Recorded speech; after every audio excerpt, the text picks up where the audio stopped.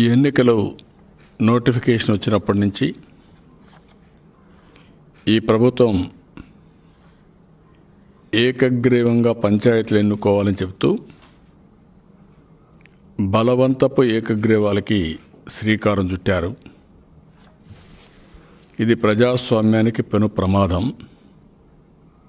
నేను ఆ రోజు చెప్పాను, ఏది కూడా ప్రజాస్వామ్యంలో ఎన్నికలు అనేటివి ఒక ప్రక్రియ. ఆ గ్రామంలో ఉండే అభ్యర్థులందరూ ఎన్నికల్లో భాగస్వాములై వాళ్ళ అభిప్రాయాల ప్రకారం వాళ్ళకు ఒక స్వేచ్ఛ ఉంది. ఏ వ్యక్తిని కావాలనో ఆ వ్యక్తిని ఎన్నుకొని తద్వారా ఆ గ్రామానికి ఒక నాయకత్వాన్ని ఎంపిక చేసుకునే స్వేచ్ఛ వాళ్ళకుంది ప్రజాస్వామ్యంలో. ఇది ఎవరో ఒకరో ఇద్దరు ఇచ్చింది కాదు, ఇది రాజ్యాంగం ఇచ్చినటువంటి స్వేచ్ఛ. స్థానిక సంస్థల్ని బలోపేతం చేయడం కోసం అనేక రిఫార్మ్స్ తీసుకొచ్చి, కడాన కాన్స్టిట్యూషనల్ అమెండ్మెంట్ తీసుకొచ్చి, 73, 74 అమెండ్మెంట్ కూడా తీసుకొచ్చి తద్వారా నిధులు, విధులు, అధికారాలు కూడా ఈ యొక్క స్థానిక సంస్థలకు ఇవ్వడం జరిగింది. ఇది గాంధీజీ కలలు గన్న గ్రామ స్వరాజ్యం కోసం ఇలాంటి అనేక మార్పులు ఇవన్నీ తీసుకొచ్చారు. అదే మాదిరిగా ఈరోజు ఫండ్స్ కూడా కేంద్ర ప్రభుత్వం నుంచి వస్తాయి. అది కూడా నరేగా డైరెక్ట్గా వస్తుంది. ఫైనాన్స్ కమిషన్ నిధులు వస్తాయి. రాష్ట్రం కూడా ఫైనాన్షియల్ కమిషన్ వేయాలి. ఫైనాన్స్ కమిషన్ వేసి నిధులు కూడా వాళ్ళకి ఇవ్వాల్సిన బాధ్యత ఉంది, వాళ్ళకు వచ్చే స్థానిక వనరులే కాకుండా. అలాంటి స్థానిక సంస్థల ఎన్నికల్ని ఒక ఎంత దారుణంగా తయారైపోయారంటే, వీళ్ళ మనుషులు పెట్టుకోవాలని బలవంతపు ఏకగ్రీవాలకి పిలిపించారు. కొన్ని దిక్కళ్ళ ఆక్షన్లో పాడుకునే పరిస్థితికి వచ్చారు. అప్పటికి కూడా చాలా గ్రామాల్లో ఇది కరెక్ట్ కాదు, మా గ్రామాన్ని మేము అమ్ముకోవడానికి సిద్ధంగా లేము, ఒకవేళ అలాంటి జరిగితే మాకు అవమానం, మాకు డబ్బులు ముఖ్యం కాదు, మా గ్రామానికి అందరికీ ఆమోదయోగ్యమైన వ్యక్తిని మేము ఎంపిక చేసుకునే స్వేచ్ఛ మాకుంది కాబట్టి మేము ఎంపిక చేసుకుంటామని ఎలక్షన్లకు శ్రీకారం చుట్టారు. ఆ సమయంలో ఈ ప్రభుత్వం ఎన్ని విధాల భయభ్రాంతులు చేయాలనో టెర్రరైజ్ చేసి పోలీసు వ్యవస్థ మొత్తం ఈ పనిలో నిమగ్నం అయిపోయారు. ఎస్ఐలు, సిఐలు పిలిపించడం, పోలీస్ స్టేషన్ రమ్మనడం, బెదిరించడం, బ్లాక్మెయిల్ చేయడం. మీరు కానీ పోటీ చేస్తే ఎర్రచందనం తీసుకొచ్చి మీ ఇంట్లో పెట్టి మీ మీద కేసు పెడతాం, బాటిల్స్ తీసుకొచ్చి మీ ఇంట్లో పెట్టి కేసులు పెడతాం, లేకుంటే డబ్బులు ఉన్నాయని మేము తప్పుడు కేసులు పెడతాం, కాబట్టి మీరు నామినేషన్ వేయొద్దని అన్ని విధాలా చెప్పే పరిస్థితికి వచ్చారు.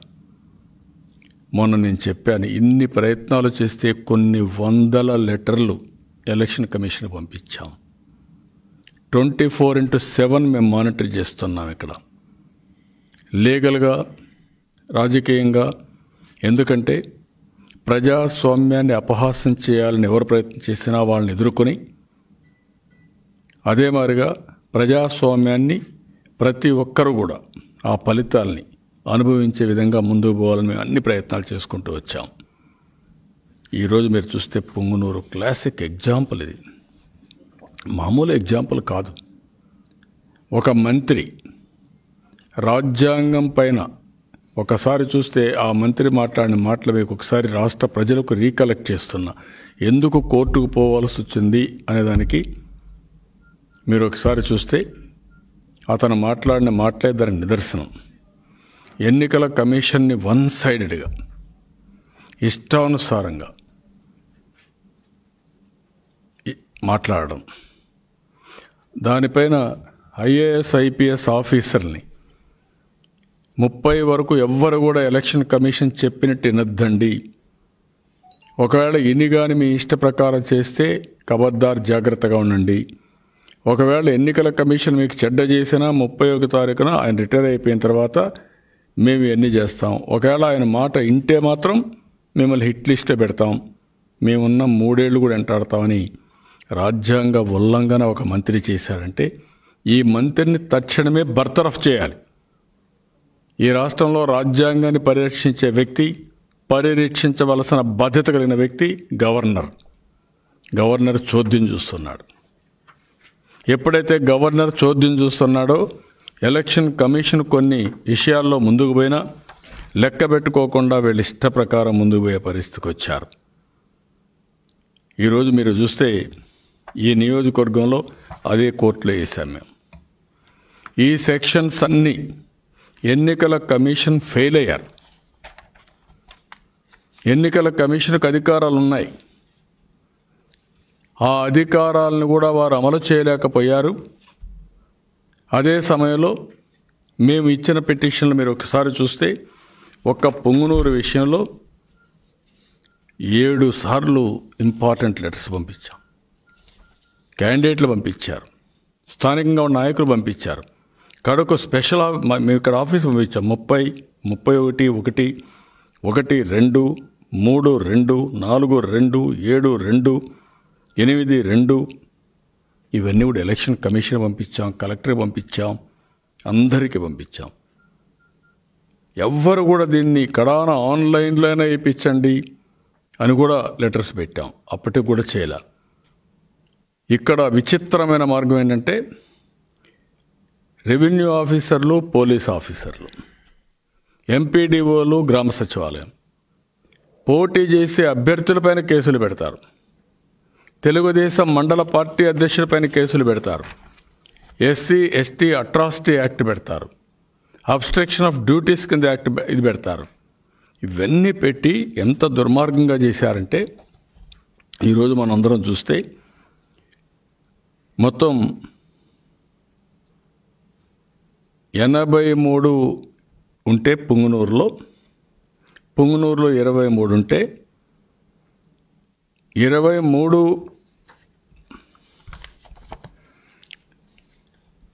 17 నామినేషన్లు వేస్తే 6 యునానిమస్ చేసుకొని ఫోర్సిబుల్ యునానిమస్ చేసుకొని కడాన అవి కూడా స్క్రూటినీలో చేసి 23 యునానిమస్ చేసుకున్నారు. రొంపిచర్ల 10 నామినేషన్లు వేస్తే 10 రిజెక్ట్ చేసేసి యునానిమస్ చేసుకున్నారు. సోమల్లో 6 ఉంటే 6 నామినేషన్లు వేస్తే మొత్తం 6 + 9 15 యునానిమస్ చేసేసుకున్నారు. చౌడేపల్లిలో 4 వేస్తే 19 యునానిమస్ చేసుకున్నారు. చదువులో 1 వేశారు, 18 వేయలేకపోయారు, మొత్తం యునానిమస్ చేసుకున్నారు. 17 వేస్తే 17 చేసుకున్నారు. అంటే మొత్తం 83లో ఈ 3 తప్ప 78 దాకా, 78 కూడా కాదు 80 దాకా యునానిమస్ చేసేసుకున్నారు. అంటే ఏ విధంగా జస్టిఫై చేస్తారని అడుగుతున్నా అతన్ని. నీకు మంత్రిగా ఉండడానికి అర్హత ఉందా అని నేను అడుగుతున్నాను. ఇంకొక పక్కన ఈరోజు ఇది కాకుండా అదే నియోజకవర్గంలో పులిచెర్ల, ఇది నెక్స్ట్ ఫేజ్లో వచ్చింది. రేపు లాస్ట్ డేట్ నామినేషన్స్ చివరి దీంట్లో 23 ఉంటే ఒక మా క్యాండిడేట్లే రాలా, భయపడిపోయి 22 మంది పేరుతో సహా ఎలక్షన్ కమిషన్ పంపించాం సెక్యూరిటీ ఇవ్వండిని. ఒక ఆఫీసర్, నాన్ గెజెడ్ ఆఫీసర్ శ్రీబాబు అనే అతను నాన్ గెజెడ్ ఆఫీసర్ ఒక కేసు పెట్టి కృష్ణమూర్తి నాయుడు మండల పార్టీ అధ్యక్షుడు, సుబ్రహ్మణ్యం నాయుడు యాస్పైరింగ్ క్యాండిడేట్ ఇద్దరిపైన కేసులు పెట్టి అబ్స్ట్రక్షన్ ఆఫ్ డ్యూటీ కింద అరెస్ట్ చేయాలని పోతే వాళ్ళు పరారీ వెళ్ళిపోయే పరిస్థితికి వచ్చారు. ఇది కూడా పంపించాం. ఇప్పుడు అక్కడ ఎస్ఐ ఉన్నాడు. ఆ ఎస్ఐ మొత్తం బెదిరించి ఎవరు ఇక్కడ రాకూడదని Srinivasulu Kalluru police station SI ఇష్టానుసారంగా బెదిరించి పిలిపించి వార్నింగ్ ఇచ్చి థ్రెటన్ చేస్తున్నాడు. అంటే నేను అడుగుతున్నా, దీనికంటే మాకరీ ఏముందని అడుగుతున్నా ఈ ప్రభుత్వాన్ని, ఎలక్షన్ కమిషన్ని. కడాన మాకు ఇంక అన్ని ఆల్టర్నేటివ్స్ అయిన తర్వాత ఇంక మాకు వేరే మార్గం లేకుండా ఈరోజు హైకోర్టును ఆశ్రయించాం. మేము హైకోర్టును ఒకటే అడిగాం, ఇది ప్రజాస్వామ్యాన్ని కూనీ చేయడం. ఆ కూనీ చేయడంలో కూడా సాక్షాత్తు పంచాయతీరాజ్ మినిస్టర్, ఎవరైతే ఎన్నికలు కండక్ట్ చేయవలసిన మంత్రి, ఎన్నికలు కండక్ట్ చేయకుండా ఇలాంటి అపహాస్యం చేసి రాజ్యాంగాన్ని, నిబంధనలు తుంగలో దొక్కే పరిస్థితికి వచ్చాడు. అలాంటి విపత్కరమైన పరిస్థితిలో ఈరోజు ఎన్నికలు పోయే పరిస్థితికి వచ్చాం. నేను అందుకని అడుగుతున్నాను, ఈరోజు ఇవన్నీ కూడా వేసిన తర్వాత మేము ఒకటే అడిగాం, ఎన్నికల కమిషన్ని, హైకోర్టుని ఆశ్రయించి ఈ చట్టంలో ఉండేటన్నీ కూడా తీసుకొచ్చాం. అన్ని విధాల స్టేట్ ఎలక్షన్ కమిషన్ ఫెయిల్ అయింది. కనీసం స్వేచ్ఛగా ఓటేసుకునే హక్కు ఓటర్కి లేదా? పోటీ చేసే హక్కు ప్రజలకు లేదా అని అడుగుతున్నా నేరుగా. అదే లేకపోతే మీరు ఎట్లయ్యారు? ఎట్లా గవర్నమెంట్ వచ్చింది? సమాధానం చెప్పండి దీనికి. ఆ రోజు మీకు ఓట్లు లేకపోతే మీరు రాష్ట్ర ప్రభుత్వాన్ని ఏర్పాటు చేసే అధికారం మీకు ఎవడిచ్చాడు? రాజ్యాంగం ఇచ్చింది, చట్టం ఇచ్చింది. ఎలక్షన్ కమిషన్ ఎన్నికలు కండక్ట్ చేశారు. ఆ రోజు కూడా మీకు అవకాశం లేకపోతే మీరు మంత్రిగా కూర్చొని, లేకుంటే అక్కడ పోయి ముఖ్యమంత్రి అయ్యే అవకాశం మీకు ఉందని అడుగుతున్నా. రాజ్యాంగాన్ని ఫాలో అవుతామని దేవుని సాక్షిగా ప్రమాణాలు చేసిన మీరు ఈరోజు మీరు చేసినటువంటి దుర్మార్గమైన కార్యక్రమాలు, ఇది క్లియర్ కట్గా బ్రీచ్ ఆఫ్ ట్రస్ట్, రాజ్యాంగ ఉల్లంఘన. దీనిపైన మేము కోర్టుకు వెళ్ళిన తర్వాత మేము ఒకటే అడిగాం, ఇతను ఎవరైతే మంత్రి ఉన్నాడో ఇతని కాన్స్టిట్యున్సీలో మొత్తం ఇల్లీగల్గా, ఇర్రెగ్యులర్గా, ఆర్బిటరీగా, అన్కాన్స్టిట్యూషనల్గా, అన్జస్టిఫైడ్గా, అన్సస్టైనబుల్ ఇలాంటివన్నీ చేశారు. ఎలక్షన్ కమిషన్ అదే మరిగా కలెక్టర్ని డైరెక్ట్ చేయండి, డైరెక్ట్ చేసి ఎలక్షన్ సుజావుగా పెట్టే విధంగా, వీళ్లకు సెక్యూరిటీ ఇచ్చే విధంగా ఆర్డర్స్ ఇమ్మని హైకోర్టుకి వెళ్ళాం. ఇక్కడే కాకుండా వీళ్ళ తమ్ముడున్నాడు, అతను పోటీ చేస్తాడు తంబళపల్లిలో. అక్కడ కూడా మీరు చూస్తే 15 బలవంతపు ఏకగ్రీవాలని స్క్రూటినీలో ఒక 5 తీసేశారు, 20 తీసేశారు. అక్కడ కూడా చాలా దుర్మార్గం. 102 ఉంటే 22 తీసేస్తే 72కి మాత్రం 20 తీసేశారు, 72కి మాత్రం పోటీలు అవుతున్నాయి. మాచర్లలో 76కు 76 తీసేశారు. ఒకటే పోటీ చేస్తున్నారు. 77 ఉంటే 76 తీసేస్తే ఒకటే పోటీలో ఉన్నారు. ఇది ఎక్కడ ప్రజాస్వామ్యం అని నేను అడుగుతున్నాను. అందుకని ఇవన్నీ కూడా ఈరోజు కోర్టులో వేసాం, నిన్న వేసాం, రేపు డిస్కషన్కి వస్తున్నాయి, ఆర్గ్యుమెంట్కి వస్తూ ఉంది. ఈరోజు వచ్చింది. ఎలక్షన్ కమిషన్ 1 డే టైం అడిగారు, రేపు వస్తుంది. అదే మాదిరిగా మేము సెంట్రల్ ఎలక్షన్ కమిషన్ కూడా పంపిస్తున్నాం. ఈ దేశంలో ఏం జరుగుతుందో, ఈ రాష్ట్రంలో ఏం జరుగుతుందో, ప్రజాస్వామ్యం ఎంత అపహాస్యం అవుతుందో కేంద్ర ఎన్నికల కమిషన్ కూడా తెలియాలి. వారి ఇన్ఫ్లుయెన్స్ కూడా వారు ఉపయోగించి ప్రజాస్వామ్యాన్ని కాపాడే బాధ్యత తీసుకోవాల్సిన అవసరం ఉంది. వారికి పంపిస్తున్నాం. సెంట్రల్ హోమ్ మినిస్టర్ కూడా పంపిస్తున్నాం. హోమ్ మినిస్టర్ ఎలక్షన్స్ అన్ని వారు కండక్ట్ చేసే ఇది వారు కాబట్టి ఇవన్నీ అటానమస్ బాడీస్ అయినా హోమ్ మినిస్టర్ ఆధ్వర్యంలో ఇవన్నీ రిపోర్టింగ్ కానీ ఏదైనా అసిస్టెన్స్ కానీ ఇవన్నీ ఇస్తారు కాబట్టి వారికి పంపిస్తున్నాం. వారి దృష్టిలో కూడా పెడుతున్నాం. అదే మరి రాజ్యాంగాన్ని పరిరక్షించే ప్రెసిడెంట్ కూడా ఒక కాపీ పంపిస్తాం. ఇవన్నీ చేసి పోరాడుతున్నాం. నేను ఒకటే ఈ ప్రభుత్వాన్ని హెచ్చరిస్తున్నా, ఈ మంత్రిని హెచ్చరిస్తున్నా, నీ ఉన్మాద చర్యలు మానండి, ఇష్టానుసారంగా చేయొద్దండి. మీరేమైనా ప్రజలకు మేలు చేశావనే నమ్మకం మీకుంటే, అదే సమయంలో మీ మీద మీకు నమ్మకం ఉంటే మీరు ఎన్నికలు సుజావుగా కండక్ట్ చేసి తద్వారా గెలిచి మీరు చెప్పండి, మేము అప్రిషియేట్ చేస్తాం. అట్లా కాకుండా బలవంతపు ఇది కానీ పోలీసులను అడ్డంగా పెట్టుకొని చేసే పనులు చేస్తే మాత్రం మీరు చరిత్రలో చరిత్రహీనులుగా మిగిలిపోతారు. ఆ విషయం మీరు గుర్తుపెట్టుకోండి. ఈరోజు బెదిరించవచ్చు, భయభ్రాంతులు చేయొచ్చు, టెర్రరైజ్ చేయొచ్చు. భవిష్యత్తులో అదే ప్రజలు తిరుగుబాటు చేస్తే మీ బట్టలు కూడా ఉడిపి పరిగెత్తేది గ్యారంటీ. ఆ విషయం గుర్తుపెట్టుకోవాలి. తమాషా అనుకోవద్దండి. ప్రజాస్వామ్యంతో ఆడుకునే హక్కు మీకు ఎవ్వరికీ లేదు. ఆ విషయం మీరు గుర్తుపెట్టుకోవాల్సిన అవసరం ఉంది. అందుకనే అతని స్పీచెస్ మీరు చూసుంటారు, మొన్న కూడా చూపించారు. ఎంత దుర్మార్గంగా మాట్లాడడం, మళ్ళా కోర్టు పోయి స్టేలు తెచ్చుకోవడం, రిలీఫ్లు తెచ్చుకోవడం, ఇలాంటివి చేస్తూ ఉంటే కనీసం ఇప్పటికైనా అతనికి ఒక భయం అంటూ వచ్చి ఎన్నికల్లోనా ఇంటర్ఫేర్ కాకుండా ఉంటాడంటే అధికార దుర్వినియోగం చేసి ఎన్నికల్లో ఇంటర్ఫేర్ అయ్యి పోలీసులు అడ్డుపెట్టుకొని చేసే పరిస్థితి వచ్చారు. దీన్ని చాలా తీవ్రంగా ఖండిస్తున్నాం, గర్హిస్తున్నాం. రాబోయే రోజుల్లో నేను ఒకటే చెప్తున్నాం, ఏ ఆఫీసర్ అయినా సరే, ఎవరైనా సరే ఈ అధికారంలో ఉండే నాయకులు చెప్పారని అధికార దుర్వినియోగం చేస్తే, లేకపోతే ఇష్టానుసారంగా చట్ట ఉల్లంఘన చేస్తే మిమ్మల్ని వదిలిపెట్టే సమస్య లేదు. కేసు ఎస్టాబ్లిష్ చేస్తాం, కోర్టులకు వెళ్తాం. ఎవరైతే చట్ట ఉల్లంఘన చేశారో వాళ్ళందరినీ నిలబెడతాం. ఇంకొక పక్కన ఇవన్నీ కూడా పనిష్మెంట్ వచ్చే వరకు మిమ్మల్ని వదిలిపెట్టాం. అవసరమైతే ప్రైవేట్ కేసుల కోర్టు ద్వారా ఏం వేయాలని వేసి అన్ని విధాల మిమ్మల్ని నిలబెట్టే రోజు వస్తుంది, నిలబెడతాం. ఇంతవరకు జరిగిన చట్ట ఉల్లంఘన కూడా ఒకసారి తీసుకొని అవన్నీ కూడా కేసులు వేస్తాం. వదిలిపెట్టే సమస్య లేదు. పిటిషన్లు పెడితే వీళ్ళు ఏమనుకుంటున్నారంటే మా దగ్గరికి వస్తాయి, మేము చించేస్తాం అనుకుంటున్నారు. ఎవరేం చేస్తారనుకుంటున్నారు. ఆ విషయం మీరు గుర్తుపెట్టుకోవాలి. అందుకని కోర్టు ద్వారా కూడా పోతాం. ఈ రోజైనా రేపైనా ఎప్పటికైనా చట్ట ఉల్లంఘన జరిగిన ప్రతి ఒక్కరూ శిక్షకు అర్హులు. డెఫినెట్గా శిక్ష పడుతుంది. అంతవరకు మిమ్మల్ని వదిలిపెట్టాం. అంతవరకు తెలుగుదేశం పార్టీ పోరాడతాం. రేపు ఎల్లుండి నేను చూపిస్తాను, మా వాళ్ళు చూపిస్తారని కూడా మేము ఎట్లా చేశారనేది.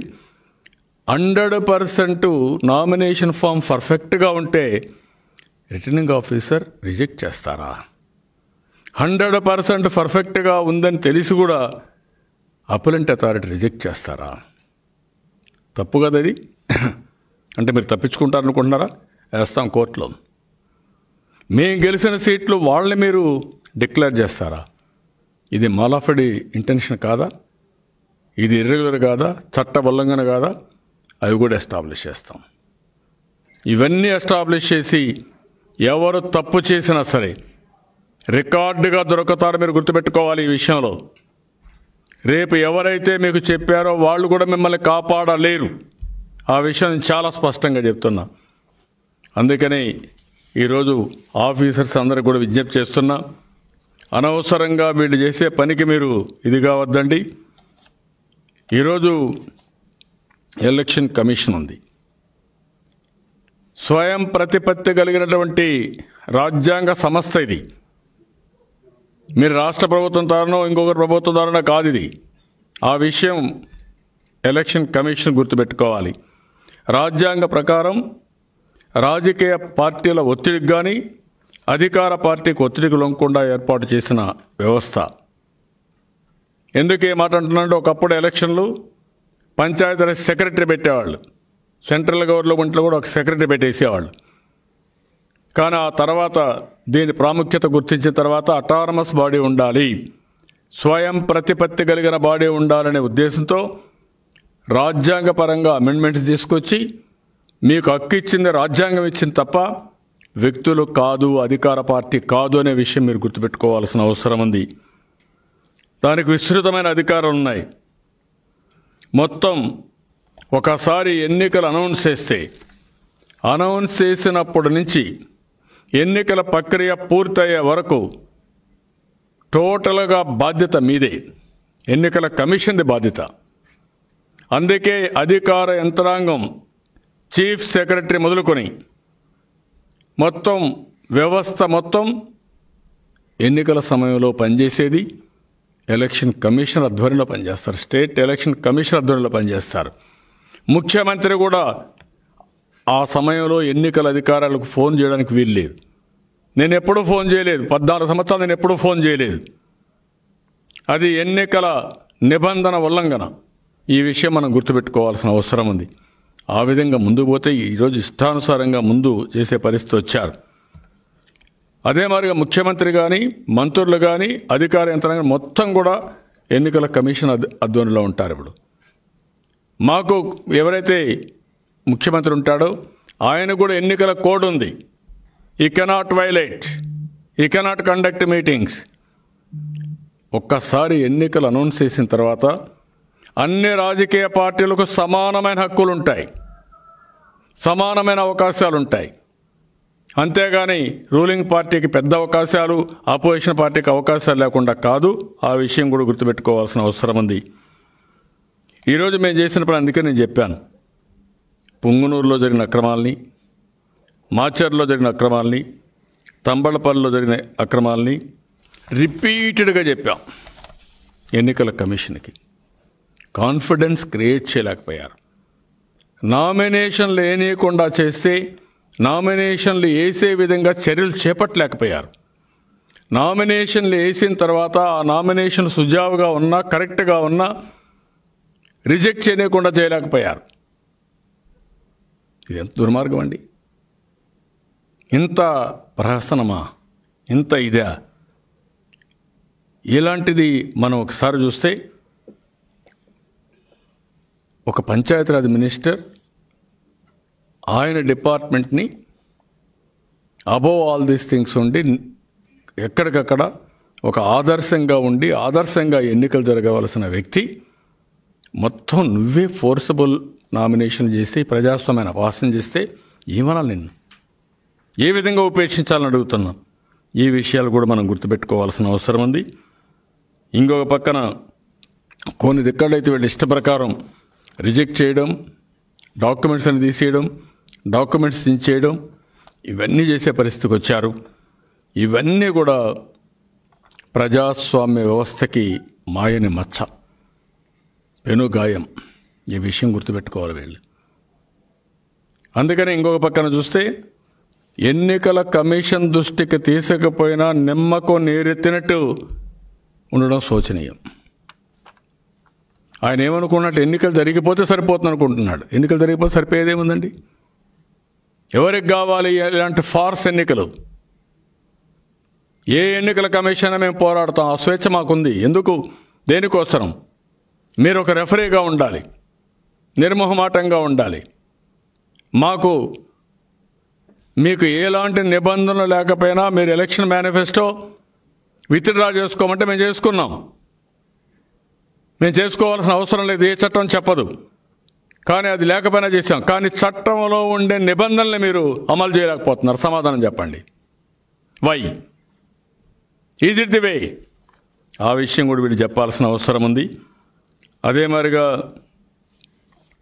ఈరోజు మొత్తం ఒకటే మేము కోరుతున్నాం, ఈ ఎన్నికల్ని ఆపి ఈ 3 కాన్స్టిట్యున్సీల్లో ఇమ్మీడియట్గా ఫ్రెష్ నోటిఫికేషన్ ఇచ్చి సెంట్రల్ ఫోర్స్ పెట్టి ప్రత్యేకమైన అబ్జర్వర్లు పెట్టి మళ్ళీ ఎన్నికలు కండక్ట్ చేయాల్సిన బాధ్యత ఎన్నికల కమిషన్ పైన ఉంది.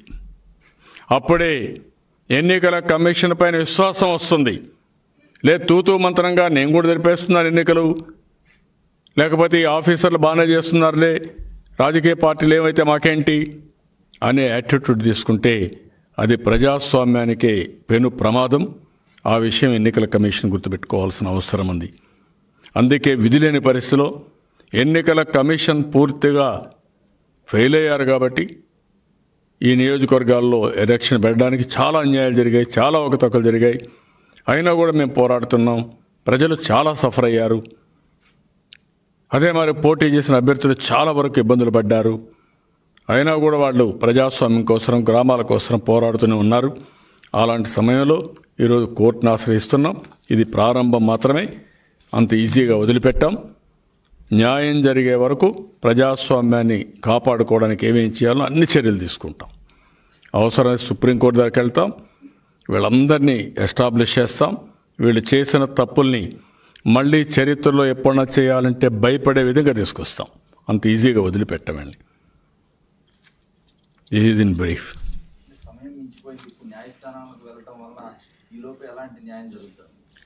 అంటే ప్రజాస్వామ్యంలో చెక్స్ అండ్ బ్యాలెన్సెస్ ఉన్నాయి. ఎగ్జిక్యూటివ్, లెజిస్లేచర్, ఇండిపెండెంట్ అథారిటీస్, రాజ్యాంగ ప్రకారం ఉండే అథారిటీస్, ఎన్నికల కమిషన్ కావచ్చు, లేకపోతే ఇంకొక వ్యవస్థ కావచ్చు, ఇలాంటి అథారిటీస్ ఉన్నాయి. ఇంకొక పక్కన ఫోర్త్ ఎస్టేట్ కింద మీడియా. అదే మాదిరిగా ఎక్కడ ఎవరు తప్పు చేసినా కరెక్ట్ చేయడానికి న్యాయస్థానాలు. ఇలాంటి జరిగినప్పుడు, వ్యవస్థలు ఫెయిల్ అయినప్పుడు ఇంకా ఈ వ్యవస్థని కరెక్ట్ చేసి రాజ్యాంగ ప్రకారం జరిగే విధంగా చేయాల్సిన బాధ్యత ఒక్క కోర్టులకే ఉంటుంది. అందుకే కోర్టుకు వెళ్ళాం. ఇది ఫైనల్.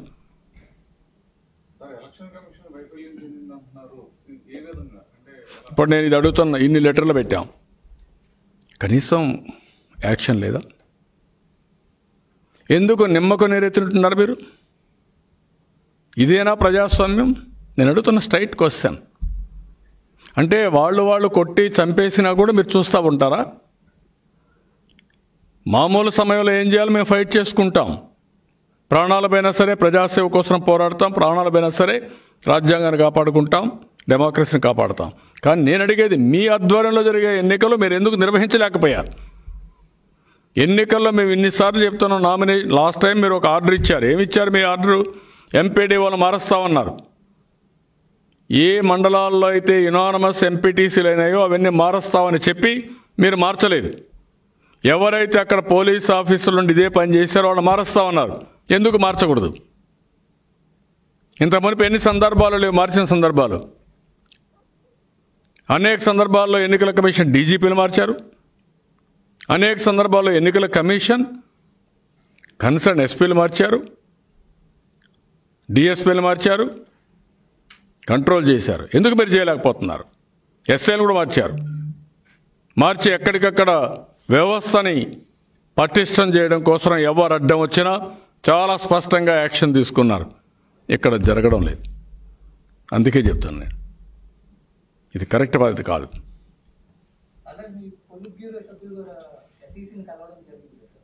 కలుస్తూనే ఉన్నాం, ఎవ్రీడే కలుస్తున్నాం, కానీ యాక్షన్లు నామమాత్రంగా ఉన్నాయి. ఒక రాజకీయ పార్టీగా మాకు ఒక బాధ్యత ఉంది. ఒకటి, ఎన్నికల కమిషన్ పైన ఎప్పటికప్పుడు వారి దృష్టి తీసుకుపోయి న్యాయం చేయించడం, ఎన్నికలు సుజావుగా కండక్ట్ చేయడం, ప్రజల్లో చైతన్యం తీసుకురావడం. కడాన ఇవన్నీ కూడా గుర్తుపెట్టుకుని ప్రజలే గుర్తుపెట్టుకుంటారు. ఎవరు తప్పు చేసినా కరెక్ట్ చేసే అధికారం వాళ్ళకు ఉంటుంది. ఆ పనే చేస్తున్నాం. ఎవ్రీడే మీరు చూస్తున్నారు, తెల్లవారుతో నుంచి రాత్రి వరకు ఇదే పని చేస్తున్నాం మేము.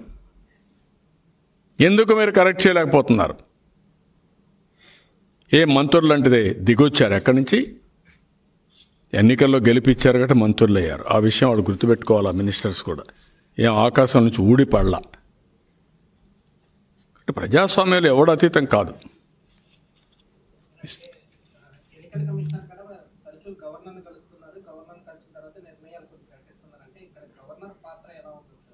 నేను అడిగేది, గవర్నర్ పాత్ర ఉంటే ఇవన్నీ ఎందుకు జరుగుతాయి? అప్రజాస్వామ్య ఎన్నికలు జరుగుతూ ఉంటే, అప్రజాస్వామికంగా రాజ్యాంగ వ్యవస్థలపైన దాడులు చేసినప్పుడు ప్రభుత్వాన్ని నియంత్రణ చేయాల్సిన బాధ్యత గవర్నర్ పైన ఉంది. ఏం చేస్తున్నారు governor? That is what I'm asking. Governor యొక్క కౌన్సిల్ని రద్దు చేస్తానన్నాడు. ఎందుకు? అమరావతి ఇష్యూ డిస్కస్ చేసి దాన్ని నెగటివ్ చేశారని. అప్పుడు ఏం చేశారు? ఇది కరెక్టా? అదే మాదిరిగా కౌన్సిల్ చైర్మన్ గారిని కౌన్సిల్ బెదిరించారు. అది ఒక స్వయం ప్రతిపత్తి కలిగినటువంటి వ్యవస్థ. రాజ్యాంగం వాళ్ళకు ఇచ్చింది తప్ప ఈయనిచ్చింది కాదు. ఇంకొక పక్క ఎలక్షన్ కమిషన్ని చేయడం ఏంటి? తర్వాత జడ్జెస్ పైన అటాక్ చేయడం ఏంటి? ఇవన్నీ కూడా ఎవరు చేయాలి? ఎవరు ఓట్ చేయించారు? ముఖ్యమంత్రి దగ్గర గవర్నర్ చేయించారు. మంత్రుల దగ్గర ఎవరు చేయించారు? గవర్నర్ చేయించారు. Is responsible to uphold the constitutional uprightness. ఆయన చేయాలి ఇవన్నీ. అంటే ఈ ఫస్ట్ ఫేజ్ అంటే తొలి విడతలో కొంత టీడీపీకి సానుకూలంగా స్పందన ఉంది. ఎవరైతే టీడీపీ బలపరిచిన అభ్యర్థులు కొంత మేర విజయాలు సాధిస్తున్న నేపథ్యంలో దాని మీద 2, 3, 4 ఎన్నికలనే వాళ్ళకు అనుగుణంగా మాత్రం బాధపడతారంటారు. ఒకటే అది ఫస్ట్ డే నుంచి వీళ్ళకు ఒక ఉన్మాదం. ఆ ఉన్మాదం ఏంటంటే నయాన భయాన బలవంతంగా ఏమైనా చేయొచ్చని గర్వం. ప్రజల్ని సేవ చేసి మెప్పించడం కాదు, భయభ్రాంతులు చేసి ఎక్కడికక్కడ వాళ్ళందరూ వీళ్ళ కోట్లు వేయించుకునే విధంగా చేయాలని. అదర్వైజ్ పోటీనే చేయకూడదు. పోటీ చేస్తే వీళ్ళకి భయం, ఓడిపోతామని. అది ట్రై చేశారు, సక్సెస్ కాలేదు. ముఖ్యమంత్రి పోటీ పెట్టాడు, 90% గెలవాలి, మంత్రులు జాగ్రత్తగా ఉండండి, మీరు కానీ గెలవకపోతే మీ నియోజకవర్గాల్లో మీ ప్రాంతాల్లో నేరు గవర్నర్ దగ్గర రిసిగ్నేషన్ ఇచ్చేసి రమ్మన్నాడు. 2.5 సంవత్సరం ఒకటి పెట్టారు, మళ్ళీ వచ్చేసిన దగ్గరికి 6 నెలల్లో. అందుకే ఎమ్మెల్యేలు పోటీ పడిపోతున్నారు. నేను ఎక్కువ రిగ్గింగ్ చేసేసుకుంటే ఎక్కువ చేస్తే నేను మంత్రి అయిపోతాను, వాడు ఒక పక్క తయారయ్యారు. వీళ్ళందరూ కలిసి ప్రజాస్వామ్యాన్ని నిర్వీర్యం చేస్తే వీరోచితంగా పోరాడారు. ప్రజలు కూడా బాగా నిలబడుకున్నారు, తిరుగుబాటు చేశారు. ఆ మాట నేను చెప్పాను. నేను అది చూసిన తర్వాత వీళ్ళకి బెంబేలు ఎత్తిపోయారు. ఇప్పుడు ఎత్తిపోయి ఇలాంటి పనులు చేస్తున్నారు. అందుకే ఇప్పుడు కోర్టుకు వెళ్తున్నాం. అవసరమైతే ఎలాంటి చర్యలు కన్నా పోయి ప్రాణాలు ఉడ్డైనా సరే ప్రజాస్వామ్యాన్ని కాపాడతాం. No question of living.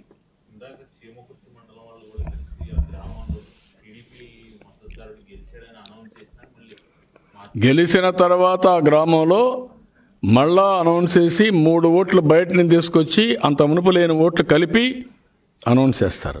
ఎవరిచ్చారండి మీకు ఈ అధికారం? అంటే ఏమి చేసినా, చట్ట ఉల్లంఘన జరిగినా, రాజ్యాంగ ఉల్లంఘన జరిగినా మమ్మల్ని ఎవ్వరు ఏం అడగలేరు అనే ధీమా వచ్చింది.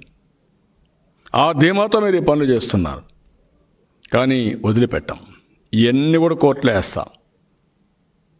రేపు అక్కడ బ్యాలెట్ బాక్స్ని మీరు మార్చలేరు, ప్రొసీజర్స్ మీరు మార్చలేరు. ఏవైతే ఉన్నాయో అవన్నీ కానీ ఉంటే ఈరోజా రేపా ఎల్లుండా మీకు శిక్ష పడడం ఖాయం. గుర్తుపెట్టుకోండి, వదిలిపెట్టే సమస్య లేదు. విశాఖ స్టీల్పై రాష్ట్ర వ్యాప్తంగా ఒక ఆందోళన అయితే ఉంది. అయితే ఈరోజు ఈ పార్టీ నేత కూడా నిరాహార దీక్ష చేస్తారు. విజయసాయి రెడ్డి ఇంత ముందు మీ ప్రభుత్వ హయాంలోనే దీని ప్రాసెస్ స్టార్ట్ అయిపోయింది. ప్రైవేటీకరణ విషయం పోస్కో వాళ్ళు కావచ్చు, అదేవిధంగా ఆ దేశ ప్రతినిధులు ఆ స్టీల్ ప్లాంట్ మొత్తం తిరిగి చూసేళ్ళారు. అప్పుడే ప్రాసెస్ అయితే ప్రారంభమైందని చెప్తున్నారు. అతను ఒక మనిషి, అతనికి ఒక క్యారెక్టర్ ఉందా? పార్లమెంట్లో ఎవరు అడిగారు క్వశ్చన్? పాస్కో వస్తే ఎవరు సంబంధం పెట్టుకున్నారు? ఎవరు వచ్చి నా దగ్గరికి వచ్చి కలిచారా? ఎవరి దగ్గరికి వచ్చి కలిచారు? మీ ముఖ్యమంత్రిని కలిచారు. నువ్వు తీసుకొచ్చావు, బ్రోకరేజ్ చేసావు. బ్రోకరేజ్ నువ్వు చేసి నీ ముఖ్యమంత్రిని తీసుకొచ్చి కలిపించి అదే ప్లేస్లో పాస్కోతో ఒక స్టీల్ ప్లాంట్ పెడతామని ఎంఓయూ చేసుకుందామని సాక్షాత్ మంత్రి చెప్పాడు, ధర్మేంద్ర ప్రధాన్ చెప్పాడు. ఇవన్నీ ఎప్పుడు జరిగాయి? మీ గవర్నమెంట్ వచ్చినాక చేసుకున్నారు మీరు. ఈరోజు మేము గెలిపిస్తే మేము రాష్ట్ర హక్కులు కాపాడుతామని నిలదీస్తామని ప్రగల్భాలు పలికిన ఉత్తర కుమారులు ఏమైపోయారు మీరు? ఎందుకు వాయిస్ పడిపోయింది మీకు? ఎందుకు నిలబెట్టలేకపోతున్నారు? స్పెషల్ స్టేటస్ తెచ్చారా? పోలవరానికి డబ్బులు తెచ్చారా? అమరావతిని కాపాడారా? విభజన చట్టంలో ఉండే హామీలను అమలు చేశారా? కడాన ఎప్పుడో తెలుగు వారందరూ ఆంధ్రుల హక్కు విశాఖ ఉక్కని పోరాటం చేసి 32 మంది ప్రాణ త్యాగాలు చేసి కడాన ఇక్కడ ఉండే అమృతరావు తాడికొండ నుంచి నిరాహార దీక్ష చేసి నిరవధికంగా చేసి ప్రాణత్యాగం చేసిన తర్వాత వచ్చింది. ఇలాంటి దాన్ని అంత చిన్నగా మీరు తీసుకుంటున్నారంటే మీకు ఎంత అర్థం ఉండాలండి? ప్రతి ఒక్క దానికి తెలుగుదేశం పార్టీని బ్లేమ్ చేసి తప్పించుకోవాలనుకుంటున్నారు తప్ప మీకు చిత్తశుద్ధి లేదు. ఏది జరిగినా వాళ్ళ ఇంట్లో వాళ్ళ ఆవిడ వాళ్ళ మాట వినకపోయినా మేమే కారణం. అలా నీచమైన కార్యక్రమాలు చేస్తున్నారు. నేరాలు చేయడం, ఘోరాలు చేయడం, ఆ ఘోరాలు నేరాలు వేరే వాళ్ళ మీద పెట్టడం, ఇలాంటి తప్పుడు పనులు చేయడం మానండి. ఇప్పటికైనా బాధ్యత గుర్తుపెట్టుకోమని హెచ్చరిస్తున్నా. లేకపోతే నిన్నంత ఈజీగా వదిలిపెట్టరు మిమ్మల్ని. తమాషా అనుకోవద్దండి. మనం ఏం మాట్లాడతావు? నువ్వు అక్కడికి పోయి మీటింగ్లో మాట్లాడుతూ మన ప్రయత్నం చేద్దాం, ప్రయత్నాలన్నీ అవుతాయో కావో తెలియదు కాబట్టి మీరు ప్రయత్న లోపం లేకుండా ఢిల్లీకి రండి, మీరు మిమ్మల్ని కూడా తీసుకుపోతా, కానీ పట్టుడిపులు ఉండాలి అని సన్నాయి నొక్కులు నొక్కింది ఎవరు? ఆ తర్వాతనే నీ యొక్క నీచమైన రాజకీయాలు, తెర వెనుక రాజకీయాలు ఏం జరిగాయో అవన్నీ బయట వచ్చాయి. You are the main conspirator. మీ ముఖ్యమంత్రి దీంట్లో మొత్తం కొట్టేయాలని ప్రయత్నం చేశాడు. అందుకే ఈరోజు మీరు చూస్తే ఇన్ని జరుగుతూ ఉంటే నోరు తెరవకుండా ముఖ్యమంత్రి ఢిల్లీకి పోకుండా ఒక లెటర్ రాసి కూర్చుంటారండి. వాజ్పేయి పీరియడ్ ఇదే మరిగా వచ్చింది, బీఎఫ్ఆర్కి వెళ్ళింది. నేను ఒకటి అడిగాను, ఇది చేయడానికి వీలు లేదు, మాకు సెంటిమెంట్కి సంబంధించిన విషయం ఇది, అలాంటి సెంటిమెంట్స్ దెబ్బతింటాయి. ఆంధ్రులో ఒక హక్కు కింద పోరాడి సాధించుకున్న ప్రాజెక్టు విశాఖ ఉక్కు ప్రాంతాలకు అతీతంగా పోరాడారు. అటు ఉత్తరాంధ్ర ప్రాజెక్ట్ అయినా, మొత్తం ఆంధ్రప్రదేశ్ రాష్ట్రంలో సమైక్య ఆంధ్రప్రదేశ్, రాయలసీమ, తెలంగాణ అందరూ కలిసి పోరాడి సాధించుకున్న విశాఖ హక్కు అందరు హక్కు కింద భావించారు. మేము సాధించామనే ఒక ఆత్మగౌరవంతో ముందుకు పోయారు. ఆ రోజు కూడా ఇందిరాగాంధీ లాంటి నాయకురాలు ముందుకు రాకపోతే వీళ్ళ పోరాటం చూసిన తర్వాత విధిలేని పరిస్థితులు అనౌన్స్ చేసే పరిస్థితి వచ్చింది. ఇన్ని గవర్నమెంట్లు కాపాడితే మీ ఇష్ట ప్రకారం మళ్ళా మీరు చేసి మళ్ళా బురద జల్లే కార్యక్రమం చేస్తే కబద్దార్, జాగ్రత్తగా ఉండండి. నీ బాధ్యత. పాతప్పుడు జరిగింది, కొత్తప్పుడు జరిగింది, దీన్ని ఈకలు మేకి ఆ పనులు చేస్తే మాత్రం మీకు మంచిది కాదు. నీకు ఇచ్చారు అధికారం, గుర్తుపెట్టుకోండి. 25కి 22 సీట్లు ఎంపీలు ఇచ్చారు. పార్లమెంట్లో అన్ని సీట్లు మీకే ఇచ్చారు. రాజ్యసభలో ఇన్నిస్తే బుద్ధి లేకుండా ఇష్టానుసారంగా మాట్లాడతారు మీరు. ఊరికే తమాషా అనుకుంటే మాత్రం ప్రజలు మిమ్మల్ని వదిలిపెట్టరు. ఇలాంటివి కూడా చేసి ఇష్టానుసారంగా పోతే మాత్రం చాలా ప్రమాదంలో పడతారు. ఆ విషయం గుర్తుపెట్టుకోండి. ఈరోజు పల్లా శ్రీనివాసరావు అక్కడ ఇది చేస్తున్నాడు, నిరవధిక నిరాహార దీక్ష చేస్తున్నాడు. పార్టీ పూర్తిగా సహకరిస్తాం, సంఘీభావాన్ని తెలియజేస్తాం. అదే మాదిరిగా ఆయన నియోజకవర్గంలో వస్తుంది. చాలామంది రైతులు అంత పెద్ద ఎత్తున భూములిచ్చి ఇన్నేళ్లైనా రైతులకు ఇంకా న్యాయం జరగకపోయినా ఓపికగా విశాఖపట్నం పట్ల, ముఖ్యంగా అభివృద్ధి పట్ల అభిమానంతో వాళ్ళందరూ కూడా నష్టం జరిగినా సహకరించారు. అలాంటప్పుడు మీ ఇష్ట ప్రకారం మీరు చేయడానికి వీలు లేదు. ఆ విషయం నేను చెప్తున్నాను.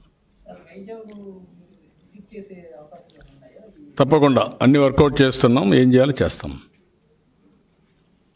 తప్పకుండా ఇది ఒక ప్రాజెక్ట్ కాదు, ఇది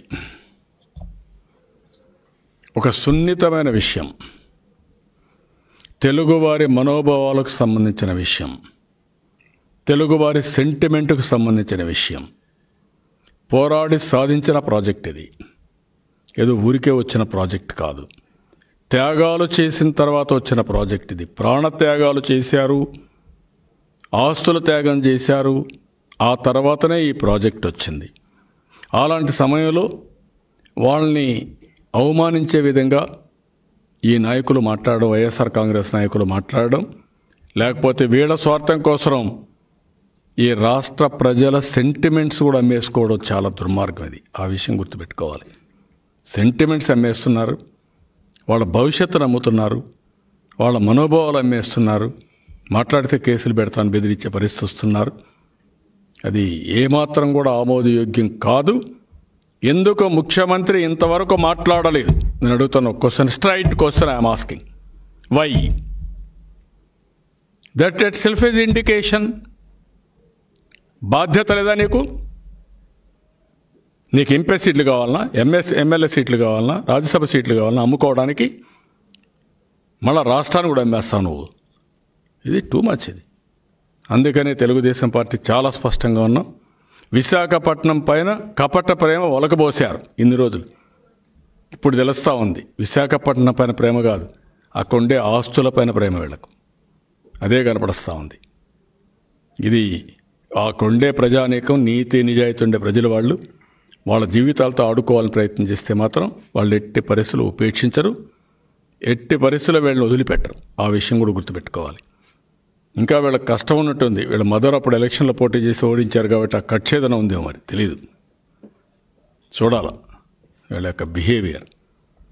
ఏమిని మిగలబెట్టాడండి? ఇక్కడ అమరావతిని నాశనం చేస్తేవి, పోలవరం నాశనం చేస్తేవి, అక్కడ పోయే కొందికి విశాఖ ఉక్కుని, ప్రజల సెంటిమెంట్ని తగలబెట్టే పరిస్థితికి వచ్చావు. ఏ విధంగా ఉంటుంది ఇవన్నీ? అంటే ఏమనుకుంటున్నాడంటే పోలీసులు పెట్టుకొని 24 గంటలు బెదిరిస్తూ ప్రజలను భయపెట్టేస్తే, నాయకులందరూ జైల్లో పెట్టేస్తే ఇంకెవడేం మాట్లాడు, కాబట్టి నా పని అయిపోతుంది అనుకుంటున్నాడు. ఏం కాదు, ఒక లెవెల్ వరకే ఏదైనా భయం కానీ, లేకుంటే అందరూ ఆత్మగౌరవం కోసం బతుకుతాం. అందుకే కొంత ఆలోచిస్తున్నారు ప్రజలు కూడా. ఇన్ని రోజులు బతికాం, కడానొచ్చి కేసులు పెడితే పోలీసులు అవమానంగా ఉంటుంది, నామోషిగా ఉంటుందని బాధపడుతున్నారు తప్ప, అదే మనస్థిమితం చేసుకొని నేను పోరాడేది నా కోసం కాదు, ఈ రాష్ట్రం కోసం అనే పరిస్థితి వస్తే వీళ్ళ ఆటలు సాగవు. నేను ప్రజల కోసం చేస్తున్నా. ఈరోజు ప్రజలను అడుగుతున్న ఎలాంటి నాయకుడిని మీరు తెచ్చుకున్నారు?